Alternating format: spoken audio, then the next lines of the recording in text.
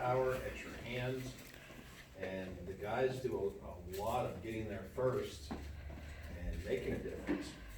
So, that's disturbing. On the fire department aspect, to go with what Brian said, Post is going to the new dispatch system. They're also integrating the active 911. So instead of getting EMS, all medical EMS, we're actually getting told now, chest pain, shortness of breath, motor vehicle accident. Some of them are a little funny, but they're working on it. It's a learning process for the dispatch right now. We had numbers up until the 18th of February, and then it stopped.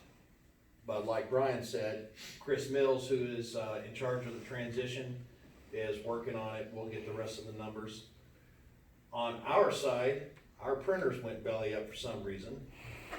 We can't print off the stuff the Post is sending us. I can still print off our daily stuff, but I can't print from Post. So that's another thing we're working with.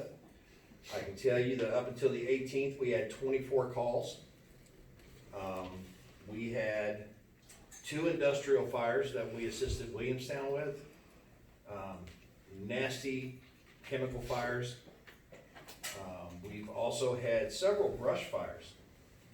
Now, right now is when I'll preach the gospel that there is a burn ban that is in effect until the end of April.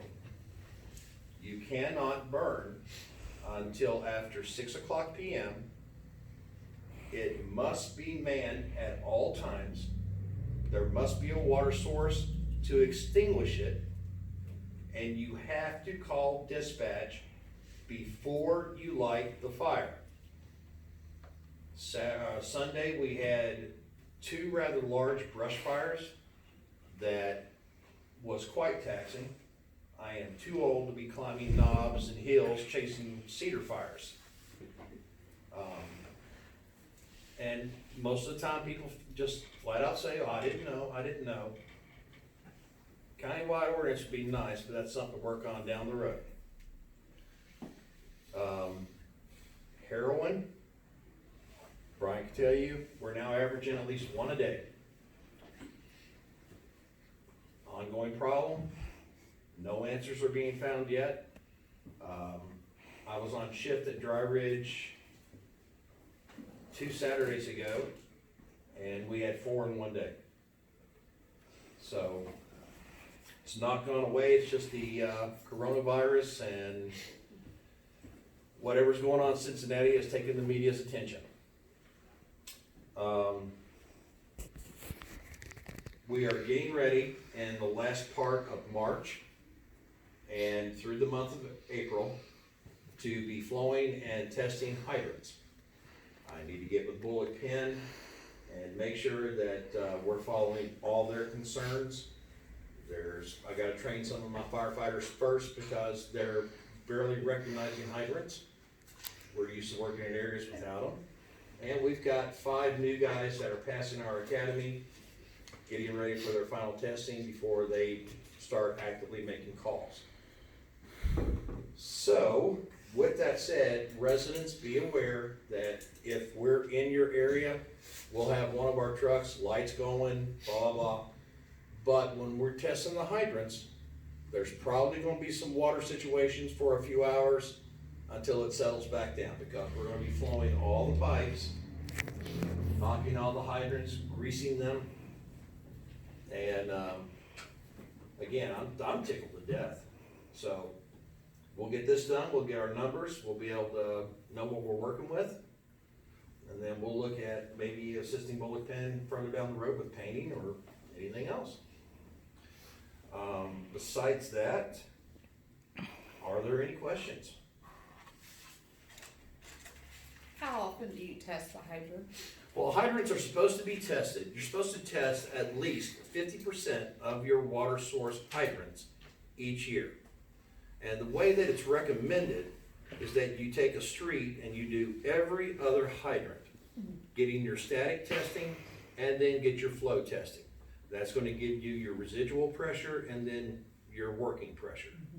Now, since this is the first time that we're really gonna be allowed to do this, we're gonna do every one of them.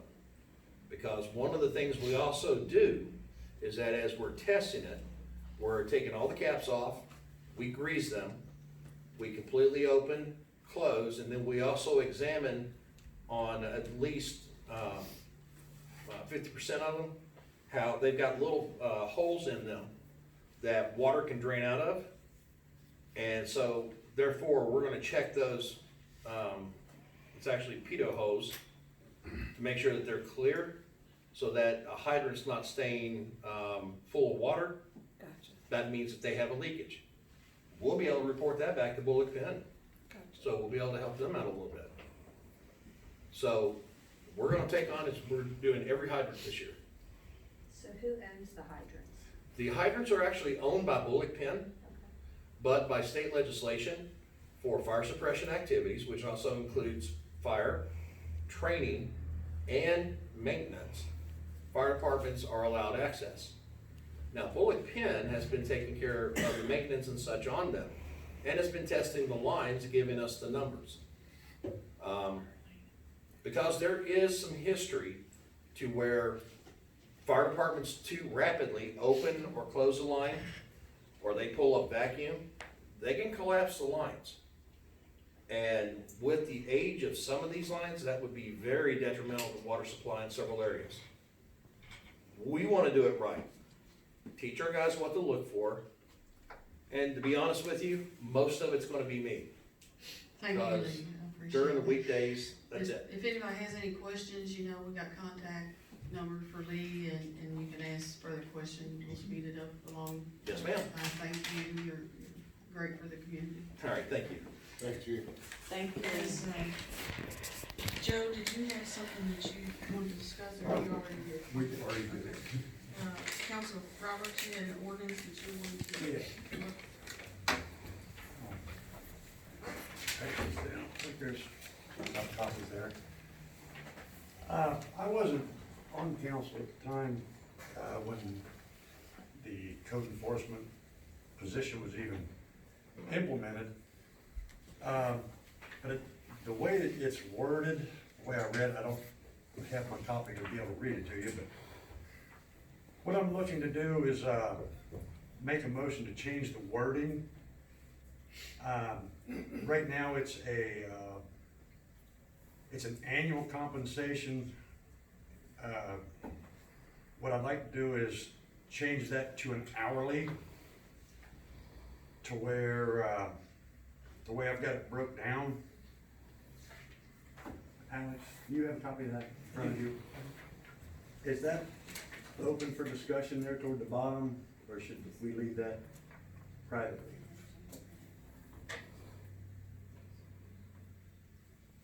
So, let me try to understand so Todd, what you wanna do is you wanna amend an existing ordinance and or repeal it and put a new ordinance in place? Just change the wording of how it's, compensated. Okay. I don't have the ordinance, so can we table it at least so I can look at the ordinance, and you and I can discuss it, and then if you wanna put something on, then we can discuss how to implement it? I just don't have that ordinance in front of me. Now, if we had it on our website, we'd click it, we'd be looking at it, but Correct. I don't have it. Yeah, we can put it on the agenda for next month. Yeah, and call me and we'll talk through it, okay? Will do. Thanks, Todd. At this time, we'll be going into executive session, and